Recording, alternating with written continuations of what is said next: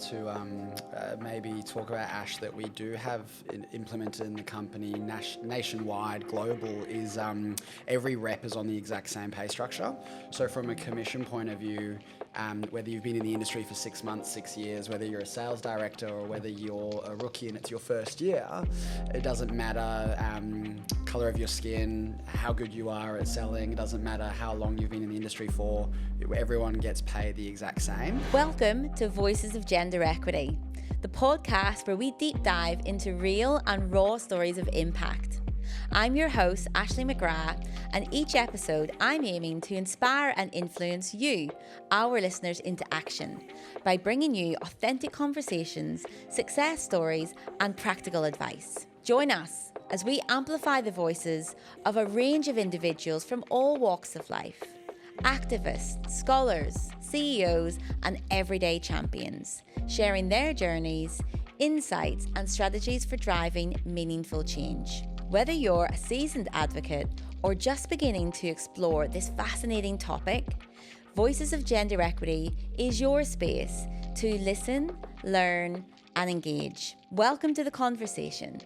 Welcome to Voices of Gender Equity, real and raw stories of impact. Joining us on today's episode are two of our newest members and our first ever real estate CEOs for Gender Equity, Ryan Smith and David Murray.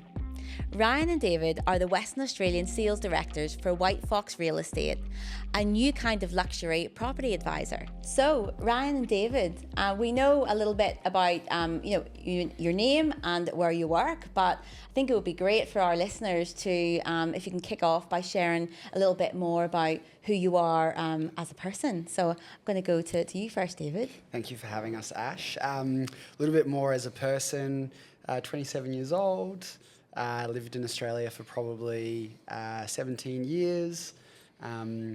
Ash in the back works with me directly. Ryan and I obviously co-sales directors for WHITEFOX Perth, and have known each other for probably 3-4 years and been in real estate for maybe 8 of those. Great, thank you. And yourself, Ryan? Yeah, firstly, thanks for having us. And we didn't coordinate. This wasn't not done on purpose, but here we are. I'm the old dog of the office. I'm 33, a few grey hairs. Like David said, obviously we worked previously together. Myself, I've been in the industry 8-9 years, married, got a little boy. Just enjoying the journey and having fun. Awesome, thank you. And I mentioned in my intro that you're both the first CEOs for Gender Equity Real Estate, which is awesome. And I've really enjoyed the conversations that we've had so far. So really looking forward to getting into things today. So I'm going to kick off with the question which I like to ask all our guests, which is, can you share a defining, or was there even a defining moment or experience which really ignited your passion for advancing gender equity? And I'm going to go to you. I'm going to mix it up between you two, so you don't know when I'm coming for you. So be ready. I'm going to come to you first, Ryan, with that. Yeah, look, absolutely. I think one thing in our industry, it is from the sales side, it is very male dominant.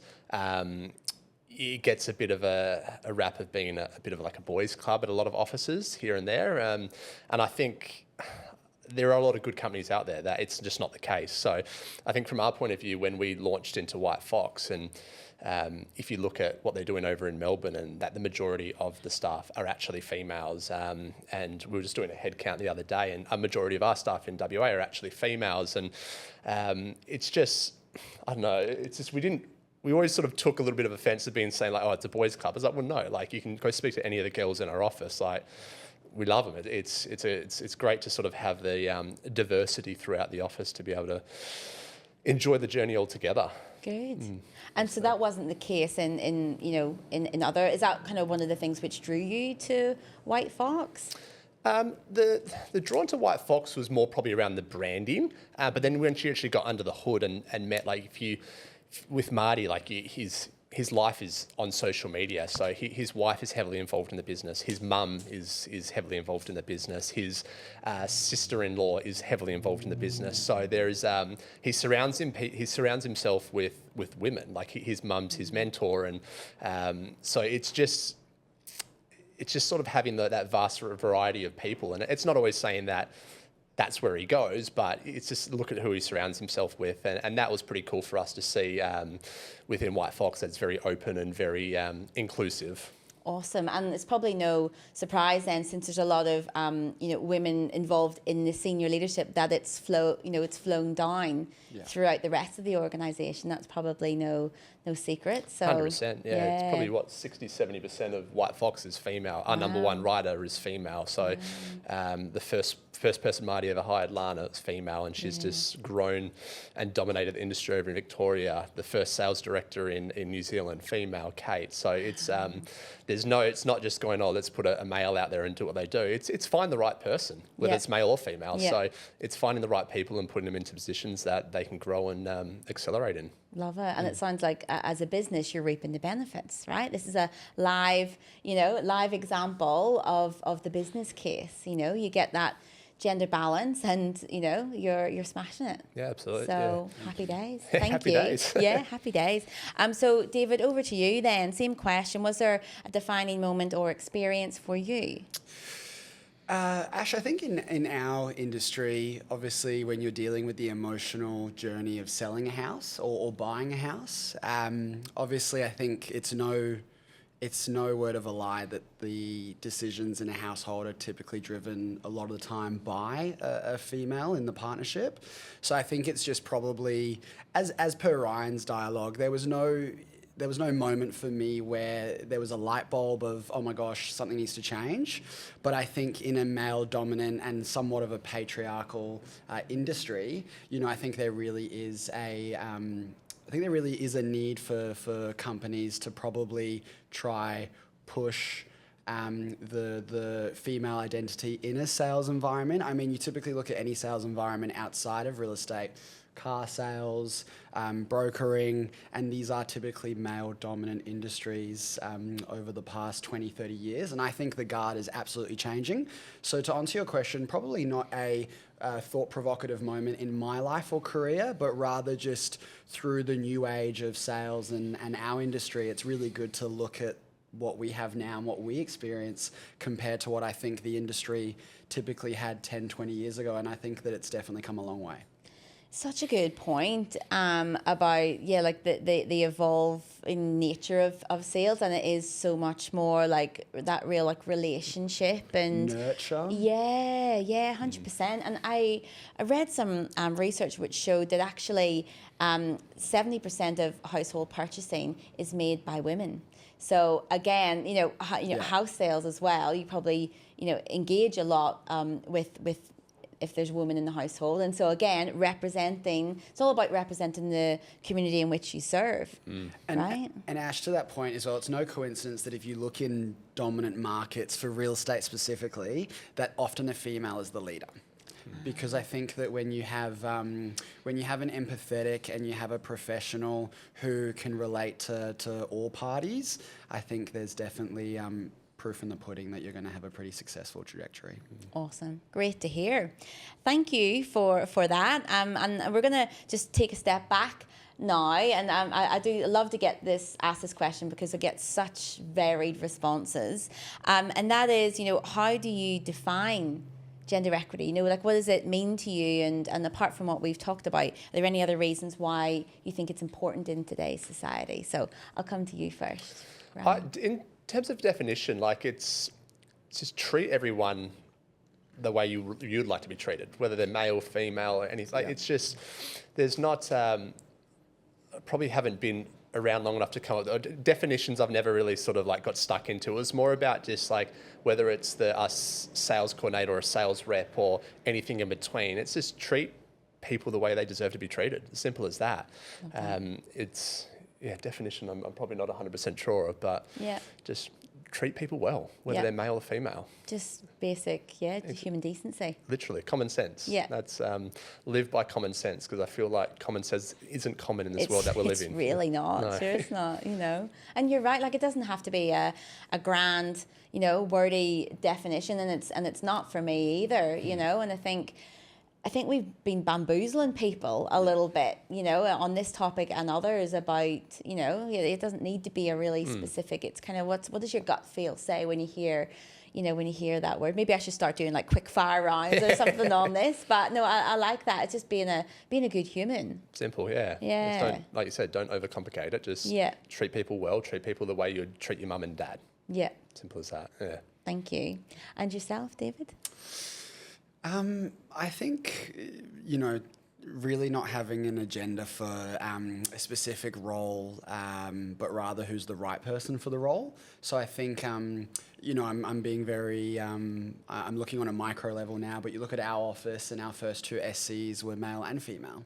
So, and now Troy's moved out into a position of being an agent and his growth within the company. And then we interviewed multiple candidates for backfilling of that role, and Molly was the right person to come and join the team. So I think my definition would be not looking at a specific role for a specific like gender type, but rather just looking for the right person for that role. And I think that's where the equity comes in, is just who's the right person for that role, regardless of their demographic or any environmental factors. And I love like people are thinking, like looking at the role, but then it's like the team as well. Because if there's an opportunity pops up and you've got a male or female dominated team, like you kind of need to give some credit to getting a gender balance in there, right? Cause, Absolutely. Yeah, it's all about like that role, but then like where does that role sit and where are things at? And you know when positions become available or are created, that is like the pivotal. You've got an opportunity there to make some real change. So I think it's awesome to consider that. And just to elaborate on that a little bit, Ash, our business model is 2 agents and everything. So whether it's a $400,000 unit in West Perth or a $4 million home in Mount Lawley, the objective behind what our business model is that there's always a primary and a secondary agent on every listing. And where I think Ryan and I have really found growth from an organic perspective with the team is often, you know, there's no discrimination behind which agent you take in, but you often find on a lot of the listings it is a male and female partnership, because what we are experiencing is that when you're at a home open with 30, 40 groups and you're interacting with different people, typically one person and personality type may, you know, attract a better response from one buyer. One personality type may attract a better response from a seller. And we've just found that by having 2 personalities, regardless of their gender, on a listing, there's a much better outcome and there's a lot more success from it. But typically the coincidental thing that we're finding is that it is a male and a female partnership in a lot of those listings. And is that quite unique to, as I haven't heard of that primary, secondary, 2 listings per, is that unique? Yeah, it is unique. And we, when we first started, it was a bit of like, okay, cool, like how are we going to make this work? And we had agents that have come on who are, we had agents that come on, like I'll give an example, like Georgia, who came on, she calls herself a bit of a lone wolf. And at first it was trying to sort of get her used to team. Now she's the one going, no, let's go, let's team. So it's cool to see the agents sort of be open to it and then see the benefits of it and be able to learn from it. And it doesn't matter if we're the directors or male or female or whatever it is, but like you can learn off everyone. Like I go into listen appointments with David or some of the newer reps, and you learn from both. Like you see some of the energy from the newer reps, and I remember that was like when I was in my first couple of years. So you're like, oh, that reminds, like, stay high energy, stay eager, stay like it's now or never. So it's there's always something to take out of it. So I think it really fast tracks the growth of everyone within our organisation. Like we've got reps who last year were doing 40, 50 grand in a year, and now have done 300 plus. So there's no, the figures are actually showing that it's working. Wow. And it's just more fun to enjoy the process with someone else. It's an abundance mindset. And I think when you can like enjoy the appointment with another person and have someone to bounce ideas off, real estate can be a very, very isolating career. You're away from your partner, you're away from your family, you're with your clients, but you're in their homes on a daily basis that you may not necessarily have the most intimate of relationships with. So you're always on, you're always somewhat, you know, it's showtime. So I think when you can share that kind of day to day with someone and have that person to bounce off in an appointment, it's just, you realize the more. It's not halving your pie. It's actually, it's just harvesting the crops and giving everyone more food. And like you said, it's translating into better outcomes. You know, so again, the proof's in the pudding. You know, and we're kind of creatures. You know, like we enjoy generally we enjoy connection. 100%. Right. And what about, has it had an impact on your retention, or definitely development? You've said even you yourselves have got something from that. Well, we've touch wood. We haven't lost anyone to date. So we're coming up to our first year. We've obviously there was a few of us that started, and then what do we got now? 21 people. So it's grown pretty quickly in the first year, and to this date we haven't lost anyone. But it's also like, we understand in this industry there's ups and downs. So it's actually really making it sure and making it clear to our team that we're here for them during the ups and the downs. And yeah, it's great having two agents in there for the win, but you don't always win. Yeah. So there's sometimes where there are downs where you can actually get around each other and go, cool, no, you did really well there. This is how we improve, or anything like that. So it's if you walk out of listings and you lose 2 or 3 in a row and it's just by yourself, it's tough. Like, it's a lonely, you're driving back to the office going, that did not go well. And sometimes I've gone into appointments where I don't feel right, or something's on and then the other agent takes over and you win it. And I was never going to win that if they weren't there. So it's a great example. We had one in Claremont, and Chelsea knew that area very well. It was my clients, but I still to this day, I'm like, I would never have won that listing if she was not there with me, because she just got it straight away. She knew all that, like, it was just, so that's where it's, people can go, oh, well, am I giving up some of my commission? No, because you never actually would have had it. Yeah. And if you don't actually bring the right person in sometimes, it's, not gonna get it. Yeah, correct. Such a good mindset. Like, all companies should just take this on board, shouldn't it? Like, it kind of reminds me of my old recruitment days, and that's a bit like real estate can be like a bit of a roller coaster, absolutely. you know? And yeah, I imagine, geez, you just get slammed in some of those meetings, and if you had someone with you, it'd probably be good. But likewise, to kind of celebrate the wins as well. Correct. I think as well on the retention part, we've probably done a really good job at getting involved in the team's lives that isn't just in the office. So, I mean, this morning we went on a walk at 6:15 with a few of the staff members. We got a coffee, went down for a coastal. On Monday morning we do our sales meeting, which is obviously absolutely imperative. But then on a Thursday morning we make it a little bit more casual and we do a huddle. So we'll stand in the street outside the office, and we'll stand in a circle and we'll just ask everyone, how's your day been? What are the challenges of your week been? If anyone in the team on a Saturday or a Sunday needs a second set of hands to help at a home open, I've never seen in a real estate environment personally, people be so willing to give up their free time on a Saturday or a Sunday to go help a colleague who isn't really just a colleague now, they've actually become a friend or someone that they actually have a relationship with in life. Wow. Come to a WHITEFOX auction, and there's usually 2 reps that they're the ones getting paid, and the entire team will be there. They're handing out brochures, taking names and numbers, working the crowds. So it's a full team environment. It's pretty cool, pretty special.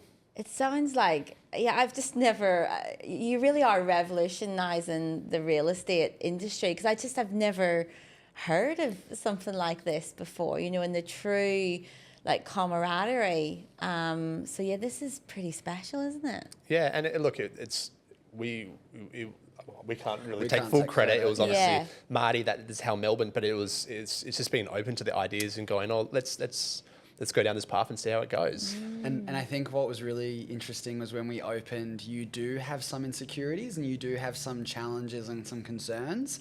And then when you trust the process, I guess, as cliche as that sounds, you see that there's a blueprint for a reason that works. And it's very innovative.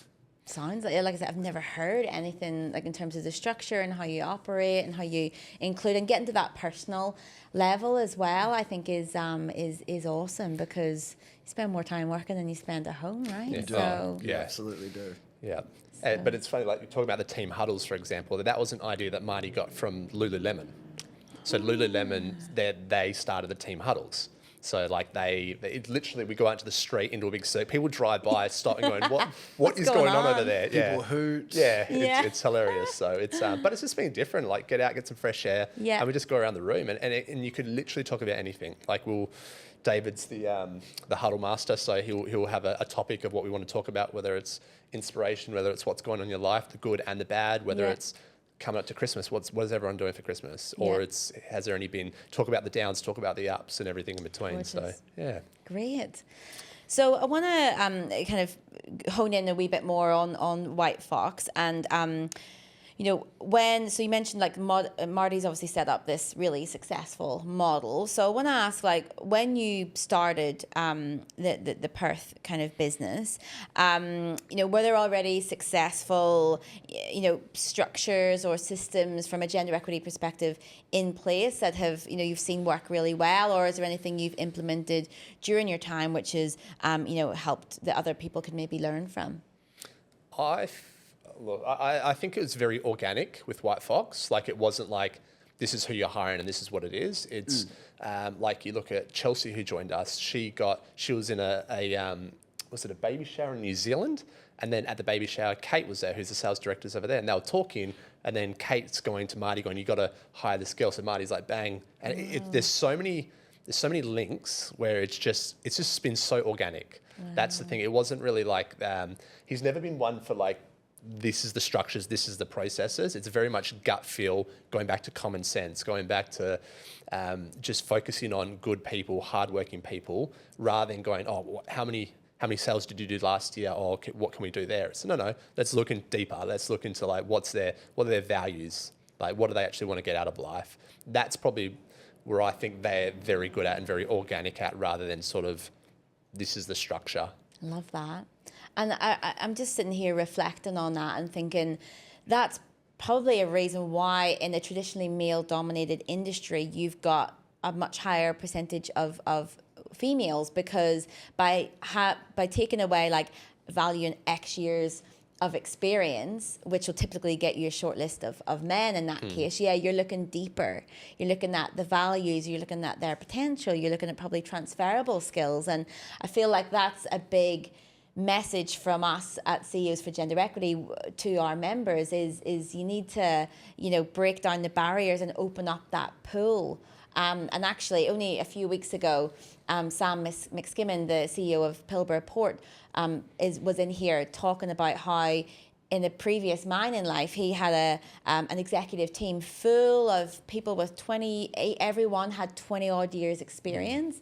And he was kind of going, why are we not getting the performance? You've all, he was in his head, he was like, what's not adding up? And then it clicked on, because we're all look and sound and think the same.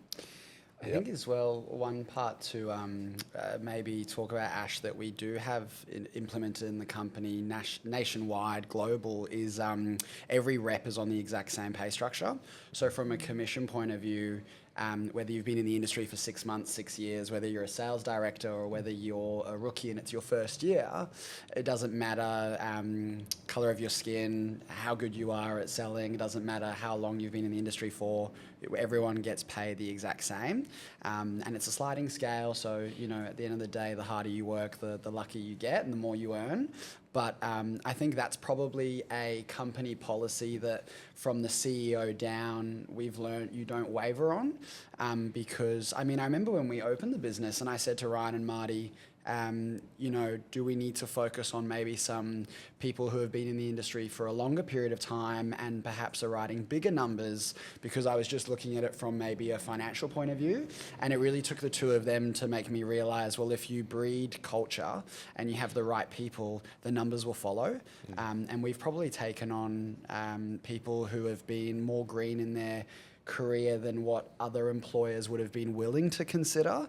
But if the personality type is right and if they fit the mold of the brand, that the rest is all going to follow in an upward trajectory.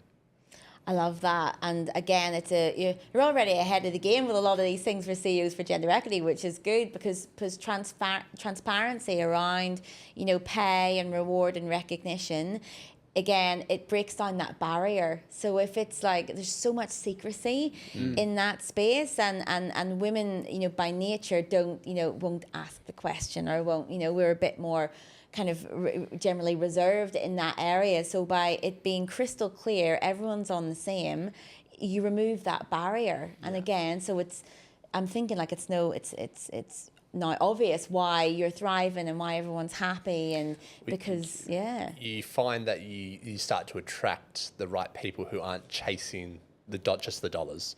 They actually, we back our culture to breed the right people. So if they've got that hard work mentality and the good morals, we know that our culture is going to be able to take them to success. But it's a lot of time you go out to people, a lot of the bigger writers, and they're like, well, I want this sort of commission. Well, why do you deserve that over them? Like, are you a better person? Like, why? Why write more money? Well, on our scheme, if you write more money, you're going to earn more anyway. Yeah. So it's not about where the sales directors. We get paid exactly, if you start tomorrow, day one, exact same commission structure. Wow. So there's no, there's straight transparency. Yeah. So good. So look, it's not always smooth sailing in gender equity. So I want to now kind of ask you both, and maybe from a personal perspective, discussions with your family, your friends, or in the workplace, can you share a moment when you've had a bit of, maybe resistance or adversity where you've been trying to have that gender equity lens? And if so, how did you handle it? Maybe David. Great question. I think, Ash, what probably in a sales environment does come up as a point of contention, regardless of your gender, is probably the balance between family life and then being. I mean, we probably work, and we're not trying to glorify it at all, but we probably work 7 days a week. We're both at a stage of our career where we're at the right age, we've got the right energy, we've got the right support. So I think there's definitely that really big juggling act for everyone in this room when you have a family life or you've got a partner at home and you maybe aren't home at 6 o'clock on a Monday afternoon, but you're at the office or you're in an appointment with a colleague. I think that's definitely a juggling act, and probably something that we'll never nail, but you have to probably be strict. I mean, Ryan's probably given me a lot of leadership and guidance around the fact that you do need to sometimes actually put the phone down, and if there's staff or clients that are requiring your attention, which obviously they absolutely deserve to do so, sometimes you actually have to be able to go, I'm not going to contact anyone for the next 2 hours, or I'm going to turn off for the next couple of hours. I think that's been something that I've probably personally really struggled with, because what you're telling your partner or what you're probably not showing them is being able to prioritize them sometimes, and it's probably it's just a juggling act that there's no right or wrong. Oh, thank you for being so open and sharing that. And I'm gonna come to you, then I'm gonna come back with a challenge for you. Please. Very similar. Obviously, I'm a little bit further ahead in the stage of life, being married. I've got a little boy, and it'll all become public probably in the next week. But my wife's pregnant with our second at the moment, so there you go. Announce it live on air. Hot off the press. This will be coming out in a couple of weeks. So huge congrats. Thank you. So that's going to be another challenge for us, to where obviously you're going to have that second kid. But I couldn't do what I do if I didn't have my wife. And now she's a teacher, and when she was teaching before she was very career driven. Like, she was head of department. She was loving her job, and we look back at it now, and she was always saying, like, no, she wants to continue on with her career. Amazing, go for it. Like, we'll make do, we'll look after each other. And then obviously having a kid, it did change her, and she loves being a mum.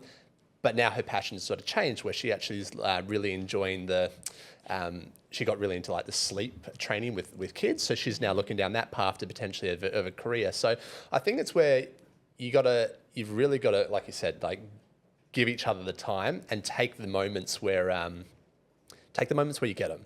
Like, for me, it was like getting up early in the morning to be able to spend time with Leo. So, because I obviously get to the office quite early, sometimes you're there late. If I know I've got appointments in the afternoon, it's okay, I'm going to try to get home early to spend an hour there, go out the back, have a bit of fun, Gorgeous. and then back to work. So it's really trying to get your time you can't get your time back. So it's really sort of protecting that and making sure that you take the moments. I love that. Thank you. So my challenge for you both is a couple of years ago, someone gave me this idea, which I've now implemented, and it's a game changer. And that is when you go on leave, you put your out of office on and you delete your emails from your phone. Oh my gosh. It gave me absolute categorically anxiety, the mere thought of it, right? But I've done this the last 2 blocks of leave I had. I just had 5 days at Roto on the second week of the last school holidays. And it's incredible the impact that it has, because otherwise you just... Out of sight, out of mind. Yeah. So you put your out of office on, you say, I'm on annual leave, living my best life wherever you are. Please note emails are not being monitored. Please contact this person. I'm back on this date. And you delete those emails. I think the only way you could do that is if you didn't have any stock. Because as a seller, and I've just hired you as a real estate agent to sell my property, and you're telling me you're going away for a week and you're not going to talk to any of those buyers. You might need to. If you timed it right, you could absolutely do it. Pipeline But for that's where, I that. guess, support and and a team environment comes in. But Yes. Did you feel anxious at the start, and then did you go into like relaxation? It was very, very surreal, because I've just always uneven been on, and recruitment land, you've got several jobs on. I was leading teams and budgets and everything else, but you need that mental break. So basically the where I had the eureka moment was, while it felt really uncomfortable, it was whenever I came back. So I was just like, everyone was like, what's up with you? You're glowing. Like gliding in here. I'm like, I've had a physical and a mental break. Yeah. And also I was in a leadership role, so I led by example with my staff and that. So I get what you're saying. Like, it might not quite work, but just, if you have the team where you could very much, the second agent, you can just change them to lead agent, do the emails and the phone. That's where they just keep buyers are calling you, sellers are calling you, and if you just did not reply to them, I guess you could change your voicemail. There would be a way to do it. You always got to be open, and there would definitely be a way to do it. But I'll give you an example. We went to Tassie recently, my partner and I, and we celebrated Mum's 60th birthday. Congrats. And she had a lovely time. Georgia and I had a property on the market in Doubleview. And I think one evening she had a dinner, so she diverted her calls to me. And then one night when we were celebrating Mum's birthday, I had a few phone calls because we were kind of getting at the pointy end of things, and I diverted my phone to her. So I think it's being able to also celebrate with the staff, like actually say to the team, take some time off. It's winding down now to end of the year. One of our colleagues just got engaged recently. So there's always things going on. Dougie had his first child. About to get married. One of them is about to get married. Wow. So it's understanding the fact that there's never a good time to take off either. And I think that's where we really need to champion like our staff and actually be able to say, put your phone down for a week. We've got this covered. And then we know when we go away, that hopefully that's reciprocated. Well, there you go. There's a little challenge. I'm just planting that seed. I want you to massage it, work with it. Follow us up in 12 months' time. Yeah. I was saying to him the other night, I can't go to sleep at night until I've cleared my emails, phones, voicemails, and everything. He has all the red circle numbers. You're like, that's my anxiety attack. Yeah, That's so that'd funny. Be a challenge, but I'll do it. I'm open to it. Maybe a happy medium. Yeah. So look, I want to just wrap up the conversation today. A lot of people can feel around, we've talked lots of different aspects of gender equity today, right? Between like the representation to flexible work to supporting parents and carers and like work structure and like everything, right? So people, out in our community, some people are feeling a bit just overwhelmed with, okay, well, maybe someone's not in a corporate setting, or maybe, someone hasn't started their first job yet, or maybe someone's retired, So I'd love to just wrap up by asking you, what are some actionable steps that you feel like people in our communities could take in their own spheres of influence to help advance the gender equity movement? My biggest thing is always communication, actually letting people speak and listening to them on both sides, male and female, actually hearing them out. You've got a lot of males now where the woman's the major breadwinner. So it's there's both sides of the story. But then going back to listening to them and then using common sense. It's as simple as that. There's so many things that happen and you're like, why would you go down that path when they're telling you something else? But a lot of the time, you're not listening to what they're telling you. So I think it always comes back to communication and hearing both sides of it, and then the right people in each whether it's from a federal level, state level, or from an office level, is actually sort of implementing what your staff are telling you or what your people are telling you, or cabinet or board or whatever it is. So it's just more listening, communicating, and then implementing common sense. Love it. And it's actually an area which seems so obvious, Yeah. but a lot of organisations just don't do it. And maybe they'll come and like they'll ask me, and I'm like, well, ask your people. Yeah, I'll give you some general advice or what my aerial view is, but ask your people. Sometimes there's too many chefs in the kitchen as well. Like sometimes it's where you've got like you said before, like sometimes you have a boardroom with the exact same people standing around it going, yep, we all agree, and away you go. Like I always say, like, and I said it to David, I said it to Marty, like my dad always said, like, if you go down the path of going into business, do it with someone if you got to know us, we're two very different humans. But that's great. That's awesome. I think that's where two mindsets can actually debate and have a conversation and see it from both sides. The amount of conversations we had about recruiting people, about how the business is going to be run, were very different, but then you actually come to it and you find that happy medium and you push forward. We've also disagreed on plenty of things, but then when you make a decision, stick to it and don't talk about it behind each other's backs. Nice. Don't go gossip about it to anyone. It's like, okay, let's make this decision. We now see eye to eye and move forward. Awesome. And be Back able each to, other. Yeah. So it's that diversity of thought, isn't it? And then you make a united decision and you roll with it. So great, thank you. What about yourself? I was going to say, Ash, with regards to probably even looking at a few of the females in our office and having children recently, I think where probably a lot of people in the community can lean on one another is listening to what certain employers perhaps do with a hybrid working model. Some jobs just simply don't allow it. Some roles require you to be client-facing or front of house. But I think there needs to be a much bigger topic of conversation around paternity and maternity leave, and breaking that stigma of like, oh, well, maybe I don't want to have children just yet because then I'm going to have a career be put on the back burner. So I think there probably needs to be a lot more discussions around, any number of things. Men's mental health, for one. There's, we could sit here and list concepts and ideologies all day long, but I think just having the conversation about what different employers do to have the conversation and to try be able to, like with the organisation that you are an ambassador and lead from the front of with why we're talking what we are today, it's just being able to learn off different employers and being able to actually action change rather than hear about it at a barbecue on a Sunday, rock up to work Monday and not actually have any conversation. 100%. Great, thank you. And I love the specific plug for like workplace flexibility, because on the gender equity journey, your two biggest levers are anything you can improve around flexible working and support for parents and carers. Like research shows anything you can do around those is going to really help you on your journey. So I've loved this. I hope everyone doesn't steal all your ideas from this, but thank you for being so generous with sharing your insights into who you are and why you do what you do and how you operate. I'm really, really impressed by how it seems that gender equity is truly like built in to your organisation, and I'm really looking forward to continuing to work with you both and inspire and influence change more broadly. So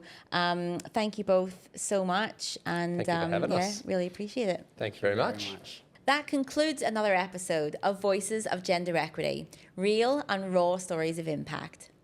I hope this conversation has sparked a passion, revealed new insights, and inspired you to take action in the pursuit of gender equity. Remember, change begins with each one of us. So until next time, keep raising your voice, keep championing equity, and keep making a difference. This is Ashley McGrath signing off from Voices of Gender Equity, real and raw stories of impact.